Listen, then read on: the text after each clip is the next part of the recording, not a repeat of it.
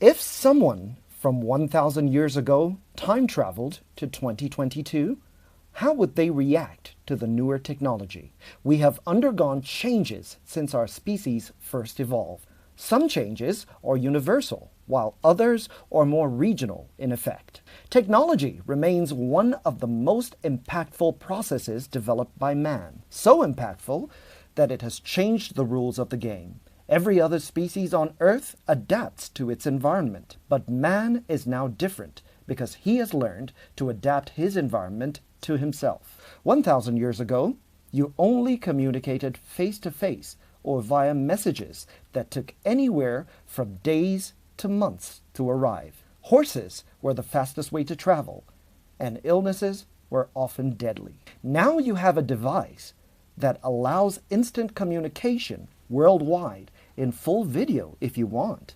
These devices answer questions and have maps to every road in the world. Plus, they allow you to play games and allow you to shop. Roads aren't worn paths of cobblestone anymore. They are huge, smooth, and strong enough to withstand sledgehammers. Drugs are available in every store to cure things that could kill a person 1,000 years ago.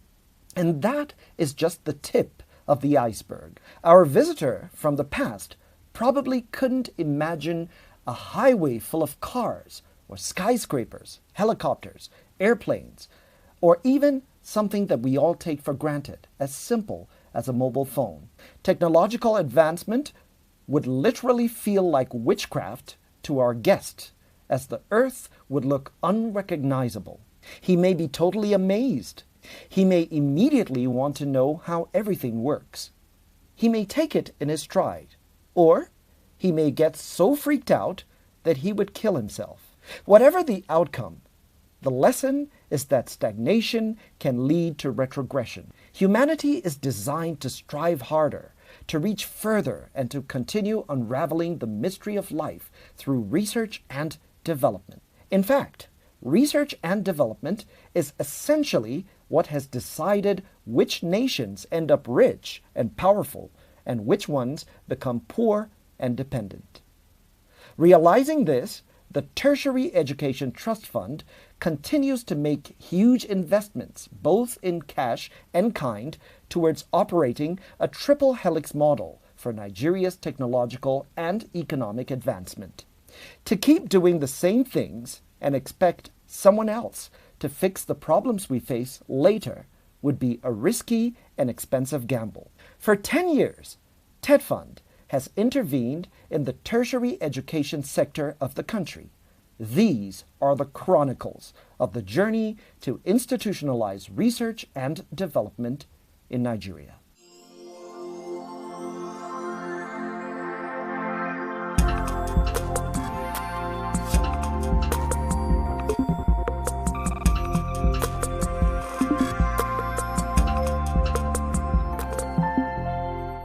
Hello, and welcome to this edition of TETFund, The Paradigm Shift. I am Stanley Bentu. TETFund ended the year 2021 on a very high note with a celebration of 10 years of intervention in public tertiary education in Nigeria, an initiative that has completely transformed the landscape in all of these institutions. Beyond that, the agency now prioritized research and development. And why is that? Well, Nigeria has been independent for nearly 62 years now. After a promising start, the nation plunged into a civil war that lasted 3 years and cost millions of lives. Despite the fact that it bounced back stronger, aided by the oil trade, it sunk to economic turmoil from the early 1980s and has been struggling ever since. Facing economic hardship for close to 40 years is a serious matter. And that is a problem that has confronted and dumbfounded successful administrations in the past. Something needed to be done differently. Enter the administration of President Muhammadu Buhari, who gave full support to the Executive Secretary of TETFund to implement a paradigm shift which when done right, would provide a permanent solution to Nigeria's economic challenges.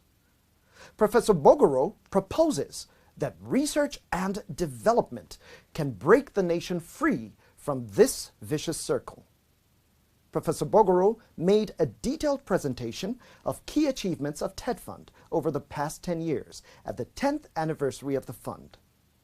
This edition of the program spotlights the Executive Secretary's presentation. Well, this all seems fine and good, but how has TETFund fared over the past 10 years?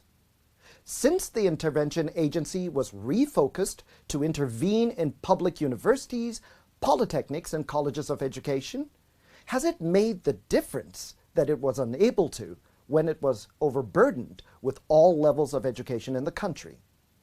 Let's find out by listening to Professor Suleiman Elias Bogoro's presentation in detail. It is with great pleasure and gratitude that I welcome you all to this auspicious occasion of TETFund's 10-year anniversary celebration. It is recalled that the TETFund, formerly ETF, was originally set up as an agency to intervene in the education sector by the Education Tax Act Letter Trust Fund of 1993 and amended Trust Fund in 1998. The Act was repealed and replaced with that of TETFund Act of 2011, which refocused the fund towards the development and rehabilitation of infrastructure alongside research and development in public tertiary institutions, specifically as the law stipulates, the universities, polytechnics, and colleges of education, that is both federal and state, funded through the 2% education tax introduced by government on accessible profit of all registered companies in Nigeria. By the TETFund Act, the Federal Inland Revenue Service is authorized to collect the 2% education tax and remit annually to TETFund for allocation and onward disbursement to the beneficiary institutions in the country. The mandate of the fund, as contained in the Funds Enabling Act, is to administer and disburse the 2% education tax to federal and state beneficiary institutions for the provision of essential physical infrastructure for teaching and learning, instructional materials and equipment, research and publication, academic staff training and development, any other needs which, in the opinion of the Board of Trustees, is critical and essential for the improvement of quality and maintenance of standard in the higher educational institutions of our country. The Chairman, Honorable Minister of Education, distinguished ladies and gentlemen, our collective efforts over the past 10 years have not been in vain. TETFund, since inception, has recorded tremendous achievements in transforming the landscape of public tertiary education in Nigeria from the education tax collection remitted to the fund. Significantly, based on annual allocation to beneficiary institutions over the past 10 years, TETFund has succeeded significantly in its mandate through provision of intervention support across the various intervention lines. The intervention lines include, for those of you that interacted with TETFund, you will confirm these specific intervention lines. 1, physical infrastructure and project upgrades. 2, TETFund scholarship for academic staff. 3, library development. 4, ICT support. 5, professional and academic research journals. 6, academic manuscript development, of course, to textbooks. 7, conference attendance. 8, teaching practice. Okay, 10, I'm sorry, I just mixed up the number. Institution-based research. That is a research grant we grant with a ceiling of 2 million, but is managed at the level of the beneficiary institutions. Then the bigger one, the National Research Fund, acronym as NRF, and the recently approved mega research grants. into relevant clusters that we started just a few weeks ago. 12, entrepreneurship. 13, equipment fabrication. Entrepreneurship for both universities and polytechnics. Equipment fabrication for polytechnics virtually exclusive. 14, TETFund project maintenance. We decided to set aside some money annually for maintenance of our projects after completion. But we believe that the institutions should apply their IGR to ensure that it's more effective. Advocacy and publicity. The fund also provides other forms of special intervention, such as high-impact intervention based on approval of the Board of Trustees. 2, centers of excellence. 3, zonal interventions. 4, disaster recovery. To execute its programs along the various intervention lines, the fund has, over the last 10 years, created departments and units as deemed necessary to discharge its functions. The chairman, distinguished ladies and gentlemen, TETFund has, over the past decade, provided massive support to our beneficiary institutions in Nigeria in the area of construction of physical infrastructure, fiscal projects rather. It is estimated that a total of 152,838 infrastructural projects have been carried out across these institutions. These projects include lecture theaters, classrooms, hostels, offices, road networks, laboratories, and fencing in some institutions as the need arose in different parts of the country. In a conscious effort to support the capacity of lecturers in public tertiary educational institutions, the fund increased the academic staff training and development program. To date, the fund has sponsored close to 30,000 lecturers for master's and PhD programs in both local and foreign institutions. And I can tell you, it is because of that, and with deliberate emphasis for PhDs, which is a minimum requirement for a lecturer in the Nigerian universities, that when, before 2015, only 40% of lecturers in Nigerian universities had PhD. With TETFund intervention, that percentage moved to 60% in 2015. And I can tell you proudly so, that at the moment, the percentage across our universities for PhD holders is between 75% to 100%. For some of the universities, like the University of Ibadan, that is a research university. And of course, most of the first generation universities. And I can tell you also, I still remember October last year, when the University of Ibadan hit the first 500 by ranking in the world. The Vice Chancellor said, we are celebrating that good news that came this week. And I'm happy, ES of TETFund, to tell you, this has significantly been achieved because of TETFund support. A breakdown of the sponsorship indicates as follows. The tables are there, and I'm sorry I won't bore you with the micro details, but they are there on your screen anyway. Still, in a bid to boost human capacity in our institutions, the fund has sponsored over 68,000 academic and non-academic staff of public tertiary institutions to attend local and overseas conferences as indicated in the table below. The table is there. TETFund has also been providing support for teaching practice in federal and state colleges of education across the country. So far, the fund has supported over 71,000 lecturers under its teachers' supervision program. Considering the vital role that libraries play in educational institutions, TETFund has also allocated substantial funds to public, federal, and state tertiary institutions for the acquisition of library books, e-library resources, and academic manuscript development to books in order to promote and support research, teaching, and learning.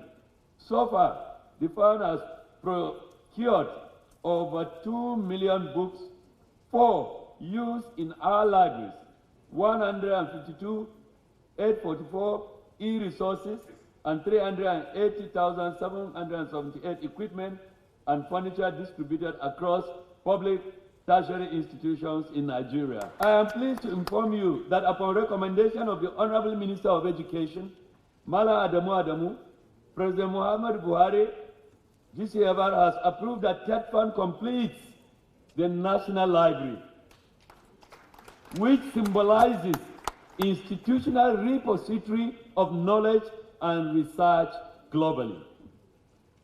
In 2011, the fund launched the National Research Fund, NRF, with a seed fund of $3 billion at its takeoff grant to support cutting-edge research in areas of critical national need and development.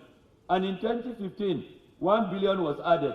Following the approval of TETFund Board of Trustees in 2019, the NRF allocation became annual instead of seed money lasting for years. In other words, it was obvious that from 2019, it was going to be more impactful. And $5 billion was approved for that year alone, 2019. That was unprecedented. In 2020, President Buhari approved additional 50% increase in allocation to the NRF. In other words, it went up to $7.5 billion for that year, and this year, 2021, it was approved to $8.5 billion. So far, a total sum of $9 billion has been accessed by lecturers to finance their research activities. A total of 457 research projects have been approved across the country. Some have been completed while some are still ongoing. Apart from the above intervention mentioned, the fund also allocates funds on an annual basis to support academic research journals and institution-based research for research projects that are not more than $2 million per project, per grant, across public tertiary institutions. So far, about 2,175 projects have been approved for institution-based research and 342 for academic research journal projects that were undertaken between 2011 and 2021, 10 years running across. Distinguished ladies and gentlemen, it is important to note that TETFund has been playing a significant role in COVID-19 research in the country upon the directive of Mr. President through the Honorable Minister of Education, and drug development in general, in partnership with research institutes in the country. Let me say this, that the number of molecular laboratories in our teaching hospital and colleges of medicine in Nigeria, colleges of health sciences as otherwise called, in other universities, a significant number were provided by TETFund. At the outbreak of the COVID-19 pandemic in Nigeria in 2020, the fund, in collaboration with the Nigeria Center for Disease Control, NCDC, formed the National COVID-19 Research Consortium with the Secretariat located in TETFund office as I'm speaking today. May I use this opportunity to thank the chairman of BOT, Alhaji Kashim Ibrahim Imam, for approving the 4 mega research clusters with funds ranging from $250 million to $450 million in response to COVID-19 vaccines and drug research. And I can tell you that we have funded a COVID-19 candidate vaccine research program that has kicked off already. In response to COVID-19 vaccine and drug research, well, I said, not just COVID-19, but security and defense. One of the entities we are supporting is DICON. And the message is very clear to all of us. In the context of research that we're doing, if our research does not address all issues based on national need, then the researchers have failed the country, and we cannot afford to have that happen at our own time. We know what happened. The whole world was shocked with COVID-19, and it was only appropriate that those that needed to make a difference rose to the occasion. And that is how TETFund was obliged and directed, and we are happy to share what we've been able to do over the years in respect of the COVID-19 intervention. In 2014, I decided to take research to the next level by recommending to the Board of Trustees to approve the establishment of Department of Research and Development and Centers of Excellence in TETFund, which they graciously approved. And the former chairman of the board is right here. I want to use this opportunity to appreciate him. Furthermore, we have introduced 2 new intervention lines within the period: project maintenance and ICT support interventions. I had spoken earlier about that, and for ICT, we know that it is ICT that lines and defines and facilitates most technologies across the world. We could not be acting otherwise.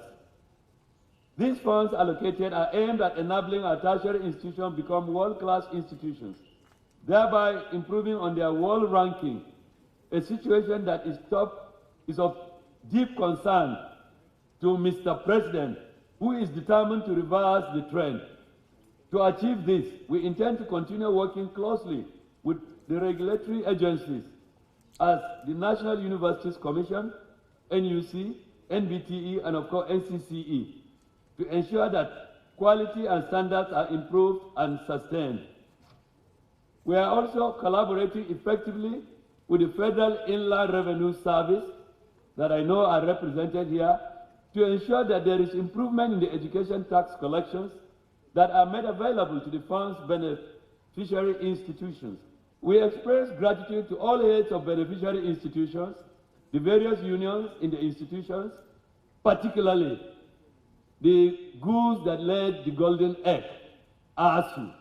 We remain indebted to ASU because it was the original vision of ASU that negotiated with the military government of former military President Babangida that produced ETF that is TETFund today. And indeed the entire academic community for the support they have rendered over the years. Mention must also be made of the immense support the media has rendered to the fund over the past 10 years through the prompt and wide patronage they have provided for TETFund events and activities. I cannot complete this address without also expressing our profound gratitude to all education taxpayers. Without them, we couldn't be doing anything at TETFund, who have over the years remained committed to contributing their quota towards the development of tertiary education in Nigeria through their prompt exercise of civic responsibilities. As we mark 10 years of impactful transformation of our public tertiary educational institutions, ladies and gentlemen, I wish to reassure you of our resolute commitment to continuously contribute positively to making public tertiary educational institutions in Nigeria truly globally competitive and to the overall economic and technological development of our country. Thank you very much, and God bless Nigeria. Yeah, we have to give kudos to the TETFund for assisting the university to train our manpower. As I talk to you, some of our junior colleagues, they are outside the country pursuing their masters and PhD. So kudos to TETFund. I want to use this opportunity to express my profound appreciation to the leadership of TETFund. I want to appreciate the Executive Secretary, Professor Suleiman Bogoro, and all his management team for the excellent work that they are doing in the Nigerian university system. TETFund has done exceptionally well in terms of infrastructure development, in terms of capacity building of our staff members, as well as other areas. And I tell you, which of course I have no apology, but for TETFund, I am sure our universities would have been suffering and probably gone back to the old age. But so TETFund has done a lot. In Nigeria today, if you go to any tertiary institution and you see massive infrastructural development, TETFund is largely responsible for this. Without TETFund, I don't know what will be the state of the infrastructure of tertiary institutions in Nigeria today. So we are grateful that we have an institution like TETFund in our country that is helping the university, colleges of education and polytechnics to be able to raise their heads above the water. We've really benefited in both academics, research, academic staff training, institutional-based research, journal, manuscript development, and then coming to the physical infrastructure. I've traveled a lot. The first thing I see, TETFund. Let me tell you, some institutions would have closed down, but for TETFund.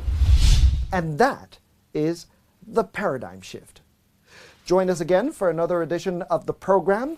Until then, thank you for stopping by. Good night.